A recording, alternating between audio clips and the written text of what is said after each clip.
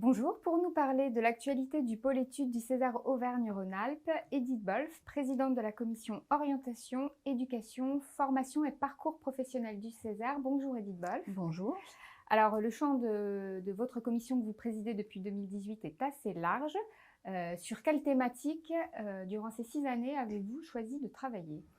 Alors, pour commencer, on a mis du temps pour choisir des thématiques, parce que comme vous l'avez signalé, le champ, dans son titre, la commission est très très large. Donc nous avons mis à peu près 1 an pour trouver le sujet qui nous intéresserait le plus pour approfondir notre travail. Et donc nous avons choisi l'orientation.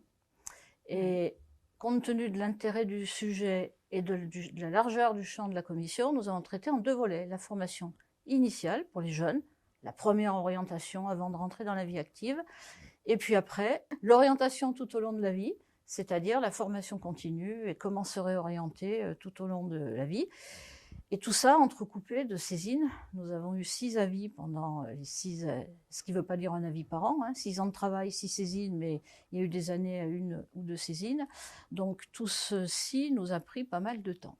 Oui, alors en fait, c'est que vous avez été saisi par le conseil régional en cours de vos travaux, en fait. Voilà. Et les saisines, elles ont porté sur quelle thématique alors? Alors, les saisines, il y a 2 sortes. Soit l'exécutif nous saisit sur un sujet pour lequel il est obligé de nous demander notre avis, donc les schémas directeurs principalement. Donc en ce qui concerne la formation, c'est le CPRDFOP, contrat de développement de la formation professionnelle dans la région, ou l'investissement immobilier dans les lycées. Là, c'est obligatoire pour lui, mais le conseil régional peut également avoir envie d'avoir notre avis sur un sujet qui l'intéresse. Et ça a été le cas pour la stratégie régionale d'orientation ou la stratégie de formation au moment du plan d'investissement dans les compétences.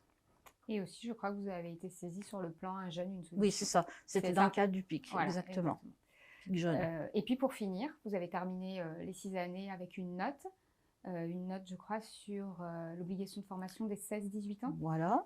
Oui, parce qu'à plusieurs reprises pendant notre travail, nous sommes confrontés au décrochage. Nous n'avons jamais pu approfondir.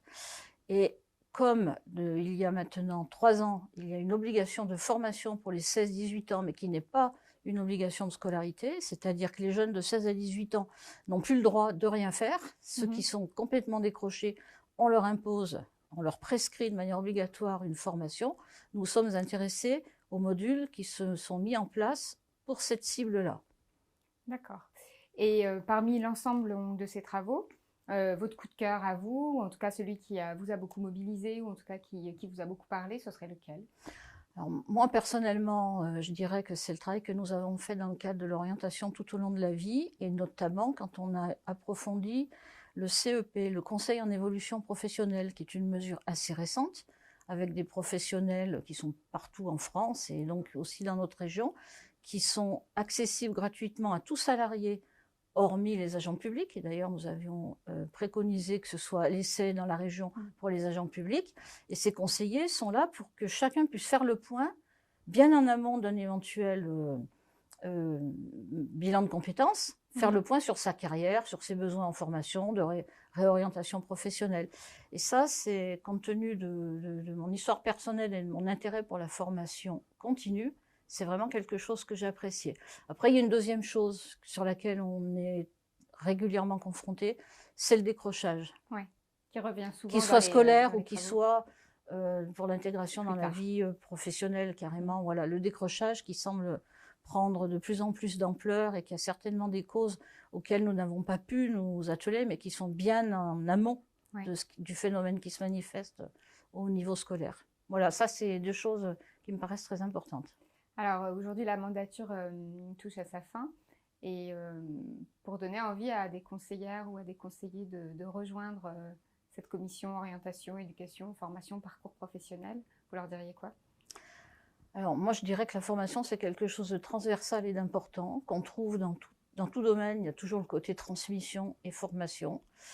Et je dirais que dans mon expérience personnelle, j'ai souvent vu des acteurs éventuellement en panne de motivation ou d'intervention. Quand on parle de formation, l'œil s'éclaire et tout d'un coup, la personne a beaucoup de choses à dire. Donc je pense que c'est un domaine où, là pendant 6 ans, on a travaillé dans un bon état d'esprit, avec beaucoup d'échanges, avec une composition de la commission avec des gens qui viennent d'horizons très variés et très différents. Et en fait, tout le monde a pu travailler, collaborer, travailler ensemble et je dirais que c'est agréable. C'est un côté, Mm. très agréable du travail. C'est ce que j'allais vous dire, il ne faut pas être un professionnel de la formation ou de l'orientation pour rejoindre cette commission. Alors, il ne faut pas forcément, mais je dirais que l'histoire fait que souvent, il y a un mixage des 2 Ouais, et c'est très bien. En tout cas, vous pouvez retrouver l'intégralité des contributions, avis et la note de la commission 3 sur le site internet du Césaire. Merci beaucoup, Edith Boll. Merci.